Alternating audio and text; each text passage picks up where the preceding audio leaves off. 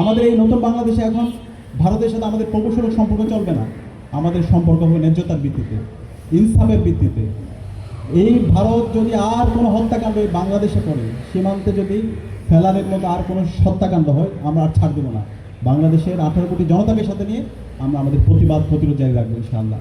এবং আমরা ইতিমধ্যে দেখতে পেয়েছি ভারতের উগ্র হিন্দুত্ববাদীরা আমাদের মুস্তাফিজকে তার বিরুদ্ধে মব তৈরি করে মুস্তাফিজকে তারা খেলতে দেয়নি। আমরা অবস্থান আমাদের পরিষ্কার, ভারতের আমাদের ওখানে কি খেলার দরকার নেই। আমরা যারা এই ধরনের মব ক্রিয়েট করে, যারা এই ধরনের আধিপত্যবাদ কায়েম করতে চায়, তাদের বিরুদ্ধে আমাদের লড়াই জারি থাকবে। বাংলাদেশ ক্রিকেট বোর্ড যে সিদ্ধান্ত নিয়েছে সেই সিদ্ধান্তকে আমরা সাধুবাদ জানাই। এই ধরনের যারা আধিপত্যবাদ কায়েম করতে চায় তাদের সাথে আমাদের কোনো সম্পর্ক হবে না, আমাদের সম্পর্ক হবে ইনসাফের ভিত্তিতে।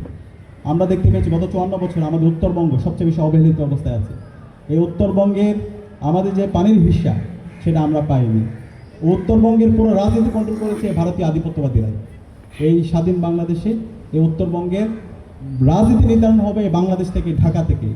সুতরাং এই ভারতীয় যারা দালাল আছে, যারা দূষণ আছে, তাদের এই ঠিকানা এই নতুন বাংলাদেশ হবে না। এবং সে জায়গায় জুলাইয়ের যে প্রজন্ম, সে প্রজন্ম আমরা ঐক্যবদ্ধ আছি। আমরা ঐক্যবদ্ধভাবে আমাদের ইনসাফের লড়াই, এই আধিপত্যবাদের বিরুদ্ধে যে লড়াই, আগ্রাসনের বিরুদ্ধে যে লড়াই, সে লড়াই আমরা জারি রাখবো। এবং এই আধিপত্যবাদের বিরুদ্ধে, আগ্রাসনের বিরুদ্ধে কথা বলতে গিয়ে আমাদের জাতীয় নেতৃবৃন্দকে আমরা হারিয়েছি। এই জাতীয় নেতৃবৃন্দদেরকে যারা হত্যাযজ্ঞ করেছে, এবং সর্বশেষ আমাদের শহীদ উসমান হাদি ভাইকে হত্যার অন্যতম কারণ হচ্ছে ভারতীয় আধিপত্যবাদের বিরুদ্ধে কথা বলা, আগ্রাসনের বিরুদ্ধে কথা বলা।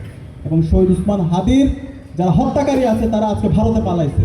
এবং আছে খুনি হাসিনা, যে এই জুলাই বিপ্লবে গণহত্যা এবং শিশু হত্যা করেছে, আমাদের 2000 ভাই বোনকে শহীদ করেছে, 40,000 আমাদের ভাই বোনকে গুম খুন করেছে। এবং গত 16 বছরে বাংলাদেশে গুম খুন, আয়নাগর থেকে শুরু করে শিক্ষার্থীদের উপর নির্যাতন নিপীড়ন করেছে। এই খুনি হাসিনাকে আজকে ভারতীয় দিল্লির তাবেদাররা তারা তাকে আশ্রয় দিয়েছে।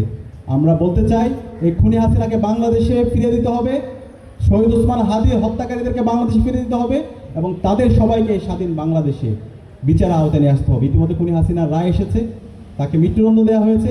খুনি হাসিনাকে দ্রুত দেশে এনে তার রায় কার্যকর করতে হবে।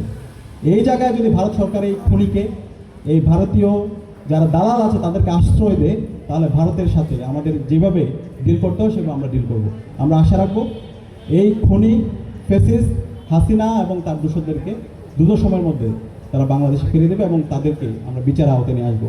একই সাথে ফেলানি থেকে শুরু করে সীমান্তে যতগুলো হত্যাকাণ্ড হয়েছে, এই সকল হত্যাকাণ্ডের বিচার এই স্বাধীন বাংলাদেশে আমাদের করতে হবে। আমাদের এই জুলাই বিপ্লব পরবর্তী আমাদের এখন ঐতিহাসিক একটি দায়িত্ব আমাদের আছে। আমরা এই জুলাই বিপ্লবের মাধ্যমে রাজনৈতিকভাবে ফেসিবাদকে হটিয়েছি, কিন্তু কালচারালি আমরা এখন পর্যন্ত এই ফেসিবাদকে আমরা পরাজিত করতে পারিনি। আজকে আমরা দেখতে পাচ্ছি মুজিববাদী শক্তি, সফট আওয়ামী লীগের কালচারাল ফেসিস চক্র, তারা বিভিন্নভাবে এই হাসিনা এবং তার দোষরদেরকে রিলিভেন্ট করার চেষ্টা করছে। তারা এই গণহত্যা এবং শিশু হত্যাকারীদের প্রতি সিম্পিতি তৈরি করার চেষ্টা করছে। তাদের বিরুদ্ধে আমাদের অবস্থান পরিষ্কার করতে হবে, আমাদের প্রতিবাদ প্রতিরোধ জারি রাখতে হবে। আমরা মিডিয়ায় দেখতে পাচ্ছি বিভিন্নভাবে খুনি হাসিনা এবং তার দোষরদের পক্ষে অবস্থান করার বিভিন্ন ধরনের অপপ্রয়াস আমরা দেখতে পাচ্ছি। তো সেই কারণে আমাদেরকে কালচারালি এই আধিপত্যবাদের বিরুদ্ধে, আগ্রাসনের বিরুদ্ধে আমাদের লড়াই জারি রাখতে হবে। সে জায়গায় শহীদ ফেলানি থেকে শুরু করে সকল সীমান্তে যারা শহীদ আছে তাদের যে লড়াই, আজাদির তাদের যে লড়াই, সেই লড়াইগুলো আমাদের গানের মাধ্যমে, কবিতার মাধ্যমে, নাটকের মাধ্যমে আমাদের ফুটিয়ে তুলতে হবে। জুলাইয়ের আমাদের যারা শহীদরা আছে তাদের যে সংগ্রাম, লড়াই, সেগুলো আমাদের কালচারালি আমাদেরকে রিলিভেন্ট করতে হবে। তো এই সাংস্কৃতিকভাবে যদি আমরা একটা বিপ্লব করতে পারি, তাহলে আমাদের এই বিপ্লবটা অনেক বেশি সাস্টেন হবে।